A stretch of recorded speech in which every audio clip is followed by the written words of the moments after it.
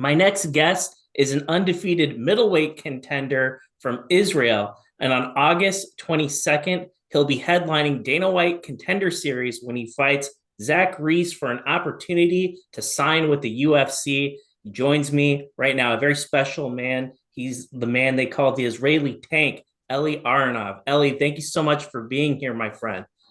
Thank you so much for having me here, my friend. It's my pleasure. I had your brother on my show a few weeks ago. He won a title in Israel and then he won another title in Romania. You just tell me a little bit. I know Raf's in your corner. You watch him fight a lot. I've seen you in his corner for Yeah. other fights. What was that like for you watching him win? So me and my brother, he actually the one who got me inside to MMA.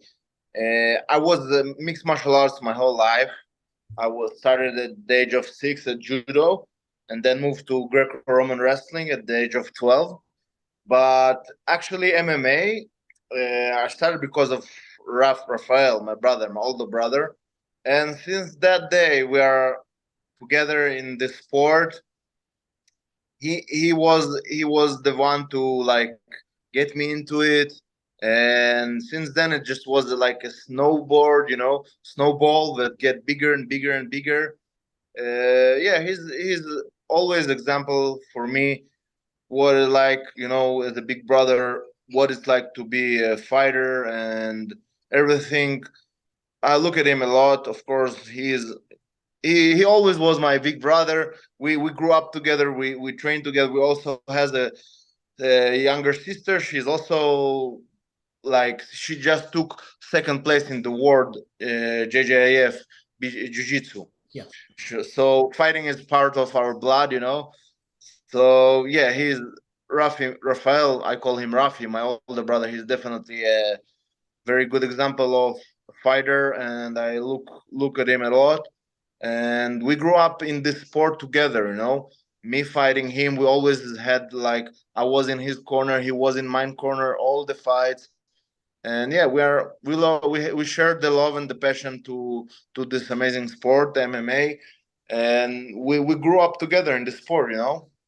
When I think of you two, I think about where you're from, and that's a very big deal. There aren't a lot of Israeli mixed martial artists that are competing at your level. And when you and your brother go out and perform, your entire country is watching you compete.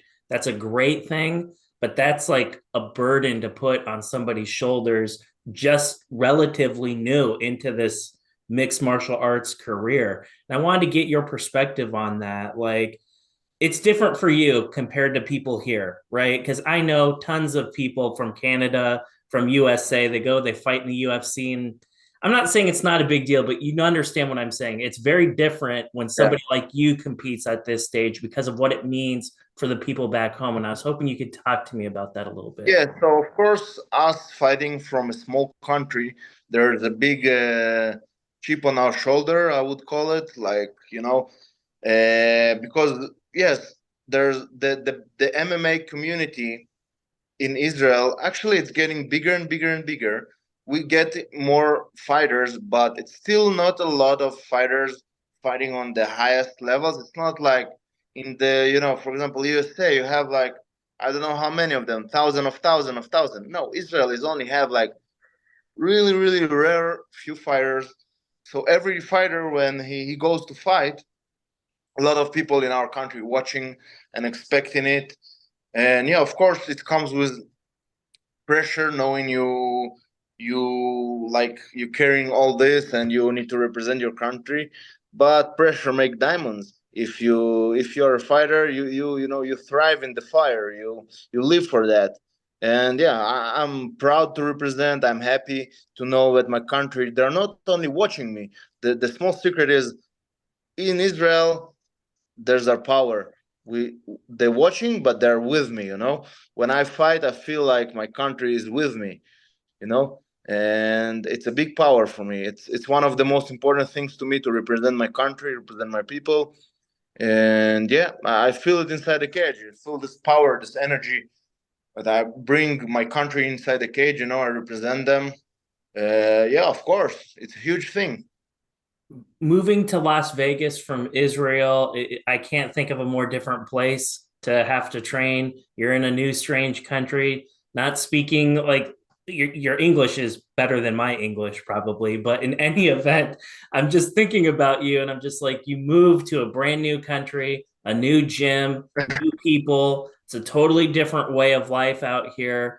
And I bet you miss your home a lot. And I bet it's not easy being away from all of those people. And I was hoping you could like tell me like, did you struggle a little bit when you first came here because of just how different it is? Not easy. If it was easy, everyone would do it, right? It's not easy at all. I came to Vegas basically alone. Yeah, I left everything behind. I left my family, I left my girlfriend, I left my gym, like my gym back home in Israel. Spirit MMA is like it was like a second family for me. I left everything there and decided to move to Vegas. To you want to be the best, you need to train with the best. Um, and yeah, it wasn't easy at all. It's still not easy, but you need to sacrifice a lot. If you want to do big things, if you want to get to fight in the highest levels, if you want to take it to the next step, I understand. I need to make sacrifice and I need to make hard things. Yeah, it's not easy, of course. Like I'm here, I'll have spent a lot of time alone here, and training is hard, and you have a lot of things going on, and you're alone a lot and stuff like that. But again, sacrifices are need to be made. And when I go into the cage, I know I sacrificed everything. I made those sacrifices. I made those hard choices. I didn't choose the easy way. So that's my power. That's what gives me power, knowing I left everything behind. I'm not taking shortcuts. I put everything. I sacrifice the most important things in life to succeed here. So that's give me power. Of course, it's hard, and I do my best to keep family. My family always with me. My girlfriend always with me. My country, my people, my gym, my team back home. They're always with me. But yeah, you need to do sacrifices, and I understand I need to be at the highest levels, and it means to train with the best coaches, Dewey Cooper, Extreme Couture Gym, all the high Extreme Couture has the highest levels of middleweights in the world. I think. Like you look at the people who is over there, the room is just crazy level. You see fighters, ton of them like Chris Curtis, Sean Strickland, Brett Tavares, uh, Roman Dolidze, tons of guys. Highest levels in the sport. So I understand, like, I want to be the best. I need to make the move to challenge myself, to go out of my comfort zone. Of course, my comfort zone was back home with my family, with my girlfriend, at the gym, I know, but I wanted to take it to the next level, and I know it will pay off. A few things about you that I noticed right away. And in your most recent fight at in Canada, Unified MMA 45, that was a fight they brought you up there to lose. You were not supposed to win that fight. You're fighting a Dana White Contender Series veteran with a very impressive record, Mariusz Ksiakiewicz. I hope I said his name right, but I'm my Mariusz Ksiazkiewicz. yeah, great fighter. I saw him on Contender, and they brought you in to lose to this guy, and probably no one else would fight him. You're the crazy guy that's like, yeah, I'll go up there, I'll fight him. No one want to fight this guy. No It, one. it was a phenomenal performance. You completely dominated every aspect of it. That whole dynamic, you take in the fight, you're hearing everyone saying, like, this guy's not, come on, like, this guy is crazy. There's no way. Like, did that motivate you even more when you were getting ready to go So, up there to fight that guy? so I will tell you. I will tell you. Leading to this fight, my original opponent was supposed to be KB Buckler. Yes. And there's a lot of stuff going on in the fight camp. He pulled out, then bring a lot of names, and it's left like I think it was like 2 weeks left to the fight. And my manager Lance from Iridium, he sent me Mariusz Ksiazkiewicz. He said, "This is our only option. You fight him or fight is off." And I prepared so hard. I trained so hard, I sacrificed so much for this fight camp, for this fight. And everyone I speak with about Mariusz Ksiazkiewicz as the opponent said to me, "Don't take this fight. He's gonna murder you. You know, he's gonna destroy you. Like the guy has like 10 wins, one loss. His only loss is in the Dana White Contender Series, which I think he won that fight. I saw that fight. I think he won that fight. And the wins, his wins is like 5 submissions, 5 knockouts, something like that. So everyone, like a lot of people, even people that are close to me, like very close to me, tell me like he's a serious professional killer. Like it's super dangerous fight. Don't take it. Stuff like that. But one thing I said, I believe in myself. I know how hard I worked. No one knows. Only I know. And I felt like, everyone say no. I know what I've done. I know who I am. I know what I'm worth. I know how hard I work. So I didn't care. I said, I'll show them. I'll show them. They brought me there to just to be a guy who get knocked out and Mariusz Ksiazkiewicz. And I said it in the interview before the fight. He's one step ahead before the UFC. I will take his place. No one believed me. I was biggest. I think I looked at the underdog stats after the fight. It was huge. I didn't even knew. I didn't even check it before the fight. I didn't even knew. I was like just believe in myself so much. Knew how hard I worked, how much sacrifice I'm doing in my life, and how hard I work, and just believe in myself in full heart that I knew who I am, what I'm worth, how hard I work, and I bring it every fight I come. I know who I am. I know I was born a fighter, I was a fighter in the army. I was born as a fighter. I went through so much adversity in my life. I was born a fighter, so I knew who I am. I know how hard I work. I believed in myself. He said nothing can stop me. And I decided to take it. And a lot of people called me like crazy. People tell me like, don't do that. But I said, hey, I believe in myself. I took it and I show it. I just show it inside the cage and it's paid off. And yeah, it's the best feeling in the world. Like Israel Adesanya talk about this feeling when he knocked out Alex Pereira. You know, everyone was doubting him and everyone was doubting me. No one believed. I was biggest underdog. Everyone told me not to take it, not to do it, and I believed in myself and I showed it. It was the best feeling in the world. I watched this fight and there were so many things. You took center control right away. You level changed. You're able to get him against the cage. You're able to get a takedown and unload ground and pound on this guy. I don't know how many elbows, I don't know how many forearm strikes to this head that you were able to land. You almost ended the fight in the very first round. He was saved by the bell. And then in the He second, was saved. He was saved by the judges. The judges want him to have more chance in the second round. I count 28 elbows from top at the end of the round. Like last 1 minute in the fight, I landed like 28 elbows. He was like when the round was over, I looked at his eyes. He was like nowhere. Like literally, the judges wanted to give him. The judge wanted to give him another chance, to in the second round. If the corner did good job. He like they pulled him out, they focused him and he dropped me in the second, as you remember. Yeah, but and you know, that's what I was going to ask you. When you go and you sit on your stool, this guy is just like, he doesn't want to be in there after this. And what is Raf like? What is the rest of your corner telling you on the stool in the second before you're getting ready to go out there? Are they telling you like the finish is there? Like he doesn't want to be in there? Like what were they telling you? I don't remember exactly what they told me. I just remember, yeah, like they told me like you break this guy already and just keep doing what you do and you got this and just focus on like recovery because it's exhausting to do what I've done. And yeah, I don't exactly remember what was there between the corners, but it was a crazy experience. Well, what you will remember is how you set up that arm triangle and how you're able to get him out of there. And can you walk me through that? What happened? How did you set up the submission to get him out?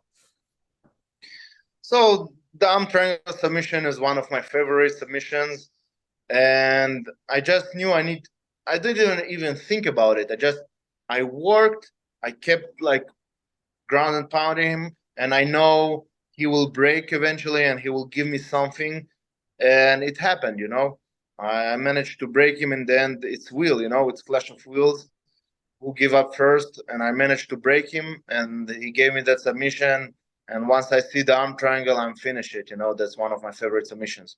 You go up there, you shock everybody. You're the only person who's not surprised. Your teammate, your corner's not surprised. You guys probably envisioned this and knew it was going to happen. At what point are you contacted by your management? At what point do your management tell you, like, hey, the UFC, like Dana White, they heard about that and they want to bring you on to the Contender Series? At what point were you notified that they were interested? So after this fight, my manager immediately told me, like, with that performance on this fighter, Mike Maynard, like the matchmaker of the UFC, he knows your name. He saw it. He knows your name. I wanted to get another fight before the Dana White Contender Series, just to get more cage time before I'm getting to the UFC, get more experience. I tried to lock many fights, but got a lot of them got canceled because a lot of reasons. Most of the time, the opponents pulled up from a lot of reasons, and eventually, my last fight was May 13, and I was preparing for the fight, and then I got the call from my manager. He told me, like, well, we need to pull out from the fight. We're fighting for a UFC contract on Dana White Contender Series. I'm like, yeah, let's go. Hell yeah. Yeah, Well, I wanted to get another one, but I guess we'll get this one in the Dana White Contender Series, and then we'll have more time, like, to build up in the UFC. Well, it's for sure the biggest fight of your career. And for many people here in America, this is going to be the very first time they're going to watch you compete. They're going to be like, oh, an Israeli guy. Who's this guy? Well, okay, let's turn it on. Let's see what this guy can do. For the people out there who've never seen you fight before, if you had to kind of just explain to people like what they're going to see when you fight, how would you describe it? So what they're gonna see is the predator. You know, I'm predator while I'm in there. There's no. I go there. I go to finish my job. You know, I go there. I go look for to end up to break the guy who stands in front of me, because end of the day, either I move on, either he. You know, he wants to take my food of my plate. Wants to take my place. It's me or him. Either I get killed or I kill him. You know, and that's my mentality. And I will bring it to the cage and I will finish him. I'll do everything to finish him. You know, I come there. I come in. I get inside the cage. There's no, you know, there's no time for bullshit. I'm not there to just try to see how it goes and stuff like that. I'm a finisher. I have that mentality, which I need to destroy my opponent. You know, I need to. I'm a predator. You know, I need in there. There's no nice guy outside of the cage, man. I swear to God, my heart is the warmest in the world. I love everyone. I respect everyone. I'm nicest man on the planet. But inside the cage, is just that's my happy. That's where I open this Pandora and let all the you know all the tools go out, all the thinking are gone, all the feelings gone. Just be that predator hunting your prey, you know, doing everything you can to finish the fight, win the fight. And that's one of what I'm gonna bring into the cage, like every time, you know, every time. It's yeah, it's a big fight, it's a very important fight, but hey, man, in the end, the fight is fight. I fought in Bellator in front of 10,000 people, and I fought during COVID when there was no crowd. Just felt like fighting in the gym, you know. And fight is fight in the end of the day. That's why I love it so much. You know, it's just a survival thing, pure instincts. You know, and that's what I'm gonna bring, and I will show I am the better predator, better fighter. I'm gonna take what's mine. I've done everything. I sacrificed everything I can. I've worked as hard as I can. It's not over yet. I still have more few weeks of hard work, but yeah, this is gonna be mine. Opponent, his name is Zach Reese. He comes from a very good gym in Houston. I know his coach fairly well. When you look at this guy, just very briefly, like what is it that you see? Like what makes him dangerous? Like obviously you don't think he's a scrub. Obviously you think he's a talented fighter. But like, what are there any things about his game that you think that he does well? Well, I think about him. Of course, he's a good fighter. Of course, no one who get to this point when he fights for UFC contract, there's only high level there, you know. Mm-hmm. Of course, he's hungry. This is like for me, it's important, very important fight. Very, you know, so he's the same hungry. Yeah, he's long, tall, rangy fighter. He uses good knees, but you know, I have I have I have good answer to what he brings, and I will show it. And there's not really about what he brings. It's what I bring. You know, I always look at myself and ask. I look to be a better fighter, and once I'm there, you know, I have the different mindset. I'm a different animal here. You know, different mindset for me. Everyone everyone thought I didn't have nothing on Mariusz, you know. Every fight I go in, people doubt me, you know. People think, oh, what do this guy has? What this guy had? But you know, I'll show them. I'll show them, and it's gonna be mine. One final question for you, Ellie, and it's simply this: a win over Reese that would put you right on the front line, and then Dana has that option to be like, I want that guy. And I wanted you to just kind of explain and have that opportunity, like, what does Dana White get when he says, I want Eli Aronov, I want that guy to be a middleweight contender for me? What type of fighter is he gonna get when he brings you into the UFC? You're gonna get that type of fighter that he comes there to finish the fight. He comes there to win every single fight, and he has. I don't stop. You know, this. I'm that fighter. I will never stop. I will continue winning, chasing my dream. You know, first of all to get inside the UFC, then to climb my rankings. Hopefully, one day to be a champion. And you just will get that fighter who doesn't do like I don't have that mentality of have a great fight or fight where you doing feeling process, try to win by points, you know. No, I go there, I grind, I push, I pressure, I try to finish the fight, you know. Every time I'll take you down, I'll beat you, I try to knock you out on the standing, you know. I'm there to finish the fight, you know. I don't play here. I know it's a show business. I have to be and I think it's also the only way to fight, you know, to be a predator, to be a finisher. You can't fight like just thinking like, let's score this fight. No, I'm there to finish, man, you know. Well, August 22nd, sir, I wish you the best of skill. And I wanted to give you an opportunity. If there's anyone out there that you'd like to thank before I let you go, let's do it. I want to thank my everyone who supports me, of course, my people back home, my sponsors, everyone who supported me since day one. Now I have a big sponsor who supported me. It's Vision and Beyond company. Two Israeli guys, Stas and Peter. They have in my back, taking care of me, and literally everyone who supported me during the my life. You know, there's some people who supported me since day one. My city back home, I came from small city Arad. The people there supporting me, all my friends, my family, my gym in Israel, Spirit MMA, and of course to thank my coaches here, my gym here, Black Cobra, Dewey Cooper, BK MMA, and Extreme Couture, the gym over there, and yeah, that's all. We'll get this one. Well, Ellie, I appreciate you spending some of your evening with me, sir. And I hope we can do this again very soon. Thank you so much, my friend.